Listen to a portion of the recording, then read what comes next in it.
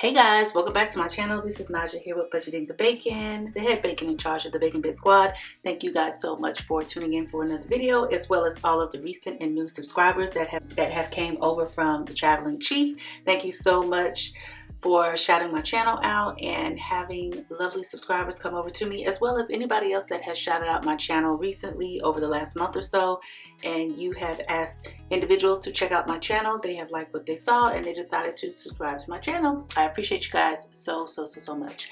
All right, let's go ahead and get into it because it has been a while since I have been here, and I know. Okay, so we're going to do some fresh updates here for May, and I'm hoping that I can be a little bit more consistent now. School is about to wrap up in 2 weeks.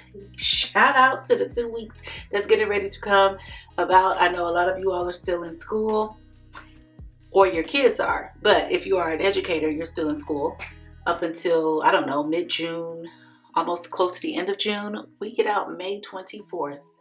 Thank goodness. That's not what this video is about. It's about a debt confession. Yes, there's debt. Again, not mortgage debt. I didn't take out a HELOC or anything like that. But there is some debt that I will be working on paying off. Actually, there's 2 things of debt. But today I'm only going to talk about one thing, and then I'll do a part 2 with the second debt confession because, you know, it was just bound to happen, I guess, right?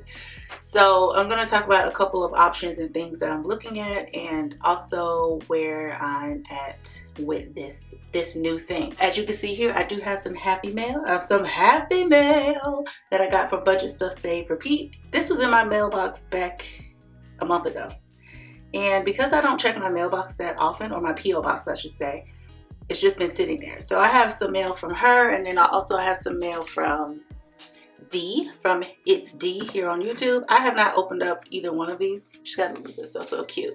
But I will on this video right here.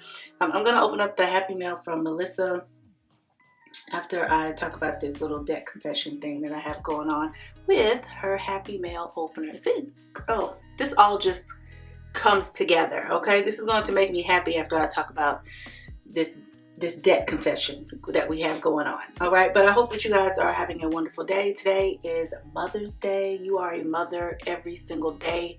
I don't want to reduce it just to one day. You are a mother every single day in some kind of capacity, form, shape, something that is, even if it's not your own biological children, but we are all nurturing someone in some kind of way. So I just want to say happy Mother's Day, happy every day to each and every one of you guys. All right, let's go ahead and talk about this debt. So back in March, yes, because we're going to take it back a little bit. Take it back.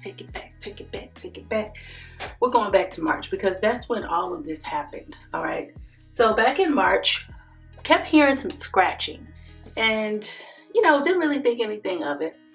But the scratching started off in like the office, or this area where I'm filming at, which is like the office / computer room. It's actually an extra bedroom, but converted over to like storage, office. We have desk in here and all that stuff. So basically it's like my filming center now. But started hearing some scratching in this room. And so I'm like, okay, you know, sometimes we hear noises in the house or whatever, but, you know, don't really think of anything about it. It's a little bit, it's not that old, but it's not like a newer model home. So, you know, you're bound to hear some creaks, some cracks, you know, something that sounds something. Anyway, the scratching moved around, and well, it was going on here in the computer room, and then it went to my bedroom, and the scratching was coming from like in the closet area. So it was just like, I don't know, maybe if that's some ASMR for you guys that love that. That's what it was sounding like. For those of you like, ugh, it sounds like nails on the chalkboard, I'm so sorry. But that's what it was sounding like. And I'm like, okay, maybe this is just like some type of fluke or something like that. We'll just, you know, wait and see what happens. Didn't hear it in the living room. And none of my kids said they heard it in their room. So I'm like, okay, I'm not sure what exactly is going on. It happened again like the next night, and then it happened again. So it was absolutely crazy. So my husband goes outside like the first night or the second night, and he's like, he's looking around because I'm like, well, see if you see something, you know what I'm saying? Because it was pretty late at night. And he's like, he saw a raccoon on top of the roof. And I'm like, are you sure? He's like, yeah, I saw a raccoon on top of the roof. So he ended up calling some individuals to come out and assess the situation. And sure enough, it was a lot going on. It was a lot going on for our attic, okay? More than just, hey, we've got a creepy, not a creepy crawler, but a critter up there. So yes, they did confirm that it was a raccoon because they actually saw the raccoon. They said it was looking like a baby raccoon. Like it wasn't like full grown, hey, we've moved in a family raccoon. You know what I'm saying? We're testing out and seeing which corner of the house that we like. They basically said that the raccoon was going around the perimeter of the home, so not on the inside of the attic. When I say the home, the attic portion, because never, you know, got down inside the house or anything. But that they were going to assess a little bit more when they come back out. They could set some traps and all this stuff. Well, in the midst of them setting the trap, because in the midst of them setting or saying that they were going to like set some traps and stuff like that in order to deter, catch the raccoon, whichever that occurred or happened after the fact, they took an assessment of the roof. Here we go. Here we go. Here we go. Here we go. The roof was not on fire, okay? However, y'all drop in the comment section below who did that song, if you know. Drop in the comment section below. If you know, you know. The roof had some damage because of the raccoon and just wear and tear and all types of things. First of all, the raccoon was getting in through the chimney, they assessed, among other places that he tore up on the roof. Okay, so the chimney was completely rotted. It was completely rotted out. So they were like, the chimney needs to be replaced. They actually showed my husband and everything, all the damage that was going on up there. So the chimney had to be completely rebuilt. We had it closed off, or it was closed off, or else the raccoon would have actually gotten down into our fireplace. But the fireplace was closed off. That's what I should say. The fireplace was closed off. That was going on. And then there was also like shingles or like spots in the roof. Basically, I guess where the raccoon initially was trying to get inside of the attic. And so there was basically like holes, you know, it was damage up there. So between the raccoon, we got to get you out of here. And we've actually named the raccoon, being a friend of mine. Shout out to friend, you know who you are. It's Ricky the raccoon. Ricky the raccoon. Pretty Ricky. Okay? And so yeah, Pretty Ricky has been living up there chilling in the attic for I don't know how long. And he was probably going to move his boo thing in, you know what I'm saying? The whole family was coming and all that stuff, but we wrecked plans, okay? I mean, nobody else is living in here rent free, okay? We paid off the home. Don't try to move in here now. So yeah. Anyway, it was a lot going on. So much so that it was $4,400 going on, okay? That is how much it was going to cost. The raccoon removal and the chimney repair. So, as I stated, shout out to Tasha. This is her annual workbook that I'm using right here. I use it every month. The chimney was rotted. There was holes in the roof. There was missing shingles, basically to rebuild the chimney. We didn't want like a shoddy job done. So we went with the company that we were with. Now I know some of you all are about to be screaming, go get other estimates. Why didn't you get other estimates, girl? You could have got somebody cheaper. My cousin's uncle, baby daddy, friend that lives down the street could have done it for you. And we didn't have time for all that. I appreciate that. And please, by all means, use those individuals. However, we didn't have time. We weren't going out searching and hunting and stuff like that. So we went with this company and been very, very pleased with them because the work has already been done. But I appreciate the gesture. I know we're always trying to look for a good deal, save a little bit of money, the coins and all that stuff. But the deal was done. Just wanted to say that. because I know sometimes we get hype in the comment section and then we go over to somebody else's video and start talking about why she didn't do this, why she did you see what she, you know. I just want to put that out there. This is coming from a place of love. There's no malice in it. There's no shade in what I'm saying. I'm just saying, if you know me, then you know. Okay, so yeah, that's that. $4,400 later. So I put this on the credit card debt sheet here. I got this from debtfreecharts.com. Shout out to her for making up these charts, still keeping them alive, because apparently there's always going to be a little bit of something that's needed. Now, I don't have enough in the home repair in order to cover this. I don't know if this is even considered like an emergency fund repair at this point, to be honest with you. But I'm going to be chipping away at this. Do we have enough in the emergency fund to cover this? Yes, we do. But there's also the part 2 debt, which is the Alphabet Boys came for me, guys. If you don't know who the Alphabet Boys are, that's the IRS. And if you were here last year, what was it, June or so, you kind of know what happened. I'll give a whole full recap on that for part 2. This video is just about Ricky the raccoon. We do have enough in the emergency fund to go ahead and wipe this out completely. However, it's going to take a large chunk out of the emergency fund, which also, if we did that with the IRS debt bill, it would take a large portion out of that as well.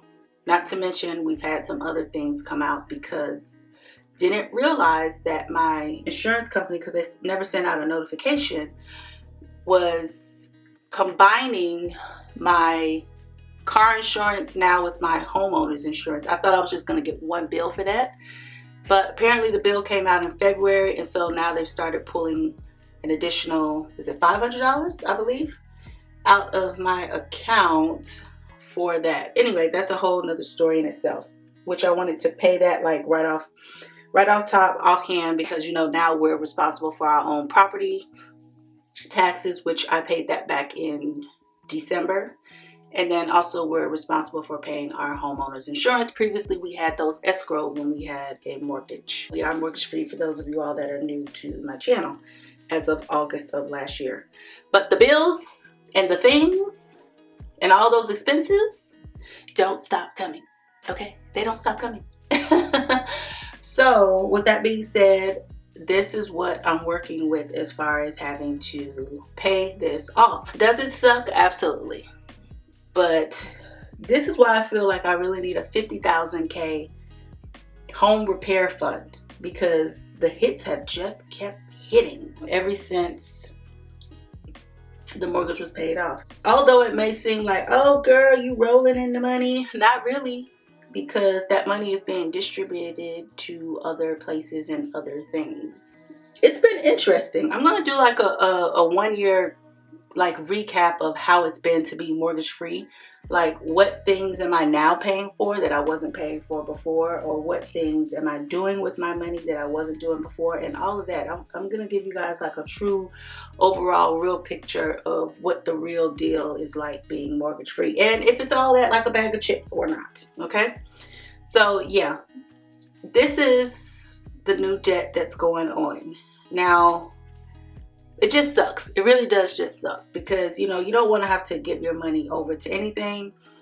Had we done like a roof assessment or something previously or prior before, maybe we could have caught this. I don't have enough in the home improvement binder or household fund to even cover $4,400. So now I'm at the point where we're needing to build up a home improvement, home maintenance fund.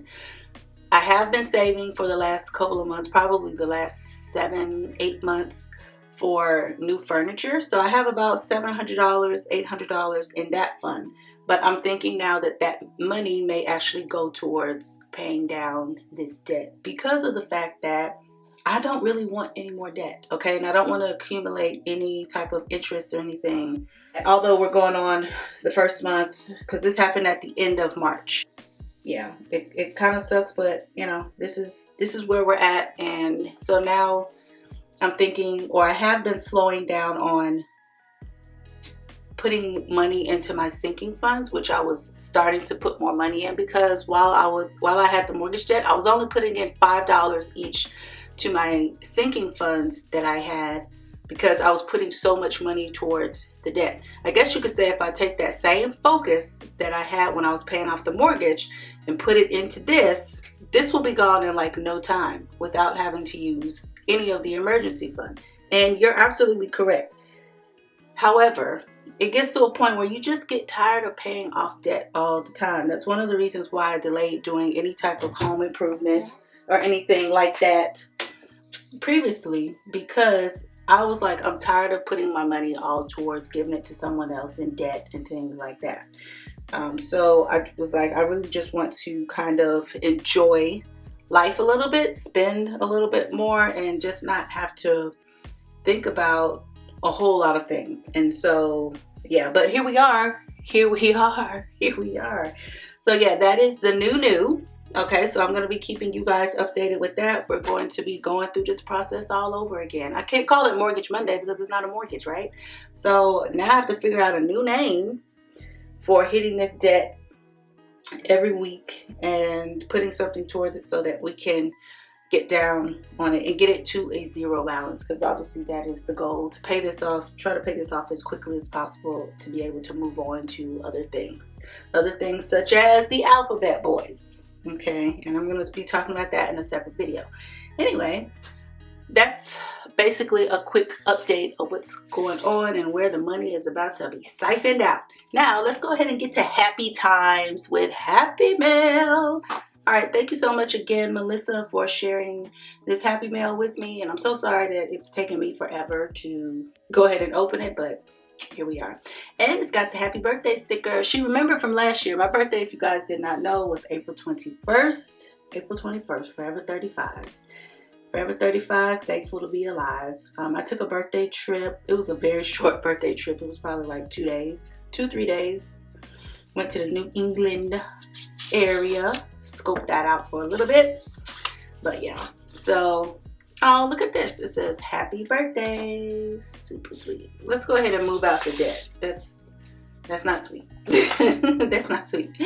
All right, we've got happy birthday. Oh, it says, Naja, it's your day. Make a wish, eat cake. Enjoy. Happy birthday. Love, Melissa. Thank you so much, Melissa. Hopefully the glare from the ring light let you all see that. And she gave me a Starbucks gift card, because I only get Starbucks when my students or the students' parents actually get me Starbucks gift cards, because I don't get Starbucks on my own. So thank you very much for the lovely, lovely treat, Melissa.